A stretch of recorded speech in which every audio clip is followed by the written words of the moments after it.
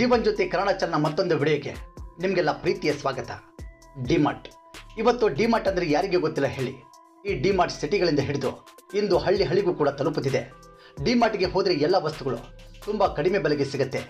ನೀವು ಕೂಡ ಆಗಾಗ ಡಿಮಾರ್ಟ್ಗೆ ಹೋಗ್ತಾ ಇರ್ಬೋದು. ಆದರೆ ಈ ಡಿಮಾರ್ಟ್ನ ಓನರ್ ಯಾರು ಅಂತ ನಿಮಗೆ ಗೊತ್ತಾ? ಈ ಡಿಮಾರ್ಟ್ನ ಓನರ್ ರಾಧಾಕಿಶನ್ ದಮಾನಿ ಅಂತ. ಇವರನ್ನು ಮಿಸ್ಟರ್ ವೈಟ್ ಆ್ಯಂಡ್ ವೈಟ್ ಅಂತ ಕರೆಯಲಾಗುತ್ತೆ. ಯಾಕಂದರೆ ಅಷ್ಟು ಸಿಂಪಲ್ ವ್ಯಕ್ತಿ ಇವರು. ಕಳೆದ 2 ವರ್ಷಗಳ ಹಿಂದೆ ಇವರು ಭಾರತದ 2ನೇ ಶ್ರೀಮಂತ ವ್ಯಕ್ತಿಯನ್ನು ಸ್ಥಾನವನ್ನು ಕೂಡ ಪಡೆದುಕೊಂಡಿದ್ರು.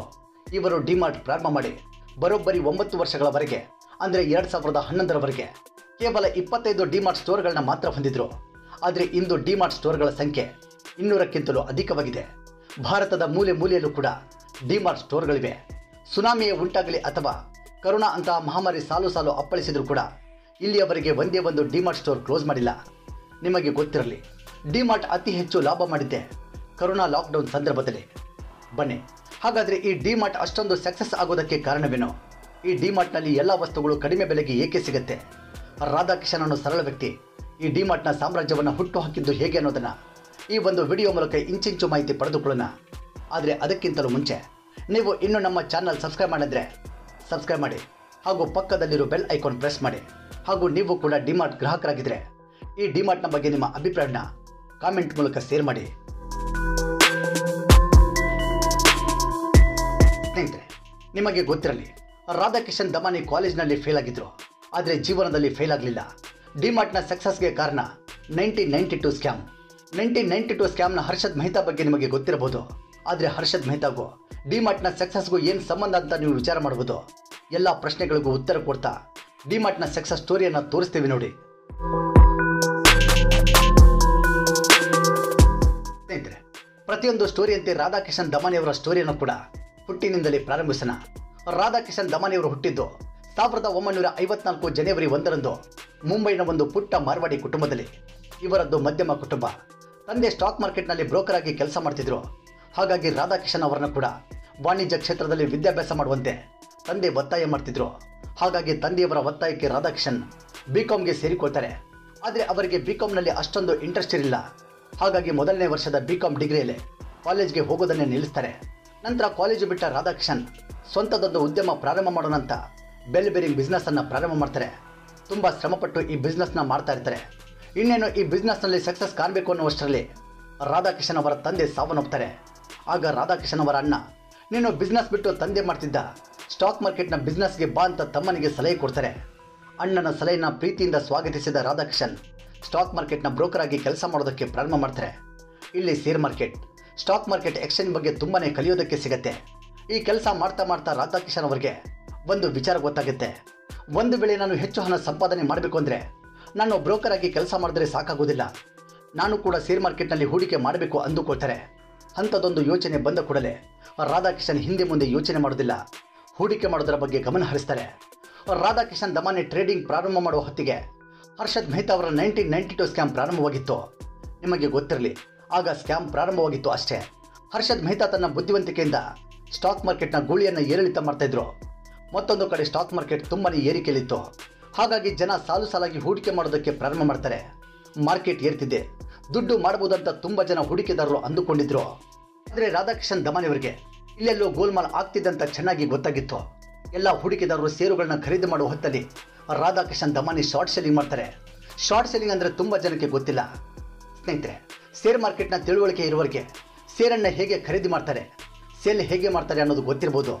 ನಾವು ಮೊದಲು ಶೇರನ್ನು ಖರೀದಿ ಮಾಡ್ತೇವೆ, ನಂತರ ಅದನ್ನು ಮಾರಾಟ ಮಾಡ್ತೇವೆ. ಶಾರ್ಟ್ ಸೆಲ್ಲಿಂಗ್ನಲ್ಲಿ ಹಾಗಲ್ಲ.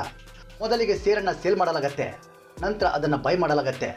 ನಾರ್ಮಲ್ ಟ್ರೇಡಿಂಗ್ನಲ್ಲಿ ಶೇರ್ ಮಾರ್ಕೆಟ್ನ ಮೌಲ್ಯ ಹೆಚ್ಚಾದರೆ ನಮಗೆ ಲಾಭವಾಗುತ್ತೆ. ಆದರೆ ಶಾರ್ಟ್ ಸೆಲ್ಲಿಂಗ್ನಲ್ಲಿ ಹಾಗಲ್ಲ, ಮಾರ್ಕೆಟ್ ಕುಸಿತವಾದರೆ ಲಾಭವಾಗುತ್ತೆ. ಇಲ್ಲಿ ಕೂಡ ಅದೇ ಆಗಿದ್ದು. ಹರ್ಷದ್ ಮೆಹ್ತಾ ಅವರ ಸ್ಕ್ಯಾಮ್ ಆಗ್ತಿದೆ ಅಂತ ಗೊತ್ತಾದ ಕೂಡಲೇ ಮಾರ್ಕೆಟ್ ಪಾತಾಳಕ್ಕೆ ಕುಸಿಯುತ್ತೆ. ಇದರಿಂದಾಗಿ ಆಲ್ಮೋಸ್ಟ್ ಎಲ್ಲ ಹೂಡಿಕೆದಾರರು ಹಣ ಕಳೆದುಕೊಳ್ತಾರೆ.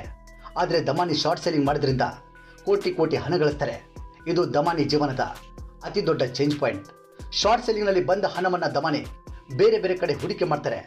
1995ರಲ್ಲಿ HDFC ಬ್ಯಾಂಕ್ನಲ್ಲಿ ಇನ್ವೆಸ್ಟ್ಮೆಂಟ್ ಮಾಡ್ತಾರೆ. ಆಗಿನ ಕಾಲದಲ್ಲಿ ಇವರು HDFC ಬ್ಯಾಂಕ್ನ ಹೈಯೆಸ್ಟ್ ಇಂಡಿವಿಜುವಲ್ ಶೇರ್ ಹೋಲ್ಡರ್ ಆಗಿದ್ದರು. ಇದಾದ ನಂತರ VST industries limited, the India cement ಲಿಮಿಟೆಡ್ನಂತಹ ಕಂಪನಿಗಳಲ್ಲೂ ಕೂಡ ಹೂಡಿಕೆ ಮಾಡ್ತಾರೆ. ಮತ್ತೊಂದು ಕಡೆ ನಾವು ಮೊದಲೇ ಹೇಳಿದಂತೆ ಅವರಿಗೆ ಸ್ವಂತದೊಂದು ಉದ್ಯಮ ಮಾಡಬೇಕು ಅನ್ನುವ ಒಂದು ಕನಸಿತ್ತು. ಹಾಗಾಗಿ ಅಪ್ನಾ ಬಜಾರ್ ಅನ್ನೊಂದು ಫ್ರಾಂಚೈಸಿಯನ್ನು ಖರೀದಿ ಮಾಡಿ ಶಾಪ್ ಹಾಕ್ತಾರೆ. ಆದರೆ ಅದು ಎಷ್ಟೇ ಆದರೂ ಫ್ರಾಂಚೈಸಿ ಅಲ್ವಾ, ತನ್ನದೇ ಆದಂತಹ ಏನಾದರೂ ಒಂದು ಇರಬೇಕು ಅಂತ ಮತ್ತೆ ಯೋಚನೆ ಮಾಡ್ತಾರೆ. ಅದಕ್ಕಾಗಿ ಪ್ಲ್ಯಾನಿಂಗ್ ಮಾಡ್ತಾರೆ. ಹೀಗೆ ಪ್ಲ್ಯಾನಿಂಗ್ ಮಾಡಿ 2002ರಲ್ಲಿ ಮುಂಬೈನ ಪೋಯಿಯಲ್ಲಿ ಮೊಟ್ಟ ಮೊದಲ ಒಂದು ಡಿಮಾರ್ಟ್ ಶಾಪ್ನ ಓಪನ್ ಮಾಡ್ತಾರೆ. ಅಲ್ಲಿಂದ ಮುಂದೆ ನಡೆದಿದ್ದೆಲ್ಲ ಇತಿಹಾಸ. ಇವತ್ತು ಡಿಮಾರ್ಟ್ ಭಾರತದ ಸಕ್ಸಸ್ಫುಲ್ ಉದ್ಯಮಗಳಲ್ಲಿ ಒಂದಾಗಿದೆ. ಹಾಗಾದರೆ ಬೇರೆ ಮಾಲ್ಗಳಿಗೆ ಹೋಲಿಸಿದರೆ ಡಿಮಾರ್ಟ್ ಅಷ್ಟೊಂದು ದೊಡ್ಡ ಮಟ್ಟದಲ್ಲಿ ಲಾಭ ಗಳಿಸಿದ್ದು ಹೇಗೆ? ಡಿಮಾರ್ಟ್ನಲ್ಲಿ ಯಾಕೆ ಅಷ್ಟೊಂದು ಕಡಿಮೆ ಬೆಲೆಗೆ ವಸ್ತುಗಳು ಸಿಗ್ತವೆ? ಡಿಮಾರ್ಟ್ನ ಸಕ್ಸಸ್ ಸ್ಟ್ರಾಟಜಿ ಏನು ಅನ್ನೋದನ್ನು ನೋಡೋದಾದರೆ ಸ್ನೇಹಿತರೆ, ನಿಮಗೆ ಗೊತ್ತಿರಲಿ, ದಮಾನಿಯವರು ಪ್ರಾರಂಭದಲ್ಲೇ ತಮ್ಮ ಬಿಸ್ನೆಸ್ಸನ್ನು ಎಕ್ಸ್ಪೆಂಡ್ ಮಾಡ್ತಾ ಹೋಗಿಲ್ಲ. ಅದರ ಬದಲಾಗಿ ಲಾಭದ ಕಡೆಗೆ ಗಮನ ಹರಿಸ್ತಾರೆ. ಅವರು ಸಪ್ಲೈಯರ್ಗಳನ್ನ ತುಂಬ ಚೆನ್ನಾಗಿ ನೋಡಿಕೊಳ್ತಾ ಇದ್ರು. ಅವರ ಯಾವುದೇ ಪೇಮೆಂಟ್ ಬಾಕಿ ಉಳಿಸಿಕೊಳ್ತಾ ಇರಲಿಲ್ಲ. ಹಾಗಾಗಿ ಸಪ್ಲೈಯರ್ ಕೂಡ ದಮಾನಿಯವರಿಗೆ ಒಳ್ಳೆಯ ರೂಪದಲ್ಲಿ ಡಿಸ್ಕೌಂಟ್ ಮಾಡಿ ಕೊಡ್ತಾ ಇದ್ರು. ಹಾಗಂತ ಈ ಡಿಸ್ಕೌಂಟನ್ನು ದಮಾನಿಯವರೇ ಇಟ್ಕೊಳ್ತಾ ಇರಲಿಲ್ಲ. ಅದರಿಂದ ಬಂದ ಲಾಭವನ್ನು ಗ್ರಾಹಕರಿಗೆ ಡಿಸ್ಕೌಂಟ್ ರೂಪದಲ್ಲಿ ಕೊಡ್ತಾ ಇದ್ರು. ದಮಾನಿಯವರು ಲಾಂಗ್ ಟರ್ಮ್ ಇನ್ವೆಸ್ಟ್ಮೆಂಟ್ ಬಗ್ಗೆ ನಂಬಿಕೆ ಇಟ್ಟಿದ್ರು. ತುಂಬ ಜನ ಬಿಸ್ನೆಸ್ ಮಾಡೋರು ಒಂದು ಜಾಗದಲ್ಲಿ ಒಂದು ಶಾಪ್ ಹಾಕಬೇಕು ಅಂದರೆ ಆ ಜಮೀನನ್ನು ಲೀಸ್ಗೆ ಪಡೆದುಕೊಳ್ತಾರೆ. ಆದರೆ ದಮಾನಿ ಪ್ಲಾನಿಂಗ್ ಹಾಗಲ್ಲ.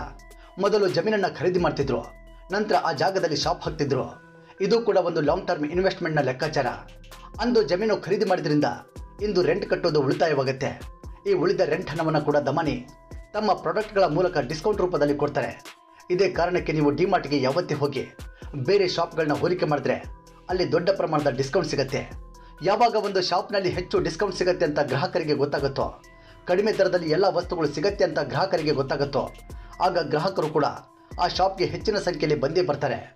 ಒಂದು ಸಲ ಬಂದವರು ಮತ್ತೆ ಮತ್ತೆ ಮರಳಿ ಬರ್ತಾ ಇರ್ತಾರೆ. ಇನ್ನು ಡಿಮಾರ್ಟ್ ಕೂಡ ತುಂಬ ಸಿಂಪಲ್ ಆಗಿ ಮಾಡಿಫೈ ಮಾಡಿರ್ತಾರೆ. ಬೇರೆ ಮಾರ್ಟ್ಗಳ ತರಹ ಡಿಮಾರ್ಟ್ ಹೆಚ್ಚು ಲಕ್ಸುರಿ ಕಡೆ ಗಮನ ಹರಿಸಲ್ಲ. ಅದಕ್ಕೆಲ್ಲ ಅವರು ದುಂದು ವೆಚ್ಚವಾಗಿ ಹಣವನ್ನು ವ್ಯರ್ಥ ಮಾಡೋದಿಲ್ಲ. ಅಲ್ಲಿ ವೇಸ್ಟ್ ಮಾಡೋ ಹಣವನ್ನು ಡಿಮಾರ್ಟ್ ಗ್ರಾಹಕರಿಗೆ ಡಿಸ್ಕೌಂಟ್ ರೂಪದಲ್ಲಿ ಕೊಡ್ತಾರೆ. ಈ ಎಲ್ಲ ಸ್ಟ್ರಾಟಜಿಗಳು ಚೆನ್ನಾಗಿ ವರ್ಕ್ ಆಗಿದೆ. ಹಾಗಾಗಿ ಇಂದು ಭಾರತದಾದ್ಯಂತ 200ಕ್ಕೂ ಹೆಚ್ಚು ಡಿಮಾರ್ಟ್ ಸ್ಟೋರ್ಗಳನ್ನ ಪ್ರಾರಂಭ ಮಾಡಿದ್ದಾರೆ.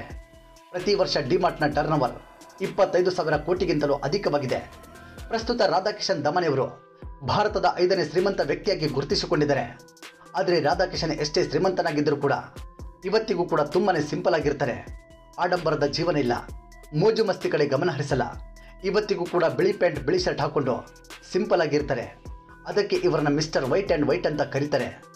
ದಮಾನಿಯವರ ಸಕ್ಸಸ್ಗೆ ಅವರ ಸಿಂಪ್ಲಿಸಿಟಿ ಒಂದು ದೊಡ್ಡ ಕಾರಣ ಅಂತ ಹೇಳ್ಬೋದು. ಒಟ್ಟಾರೆ ಲಾಂಗ್ ಟರ್ಮ್ ಇನ್ವೆಸ್ಟ್ಮೆಂಟ್ನಲ್ಲಿ ನಂಬಿಕೆ ಇಟ್ಟರೆ ಸಕ್ಸಸ್ಫುಲ್ ಪರ್ಸನ್ ಆಗ್ಬೋದು ಅನ್ನೋದಕ್ಕೆ ರಾಧಾಕಿಶನ್ ದಮಾನಿಯವರೇ ಸಾಕ್ಷಿ.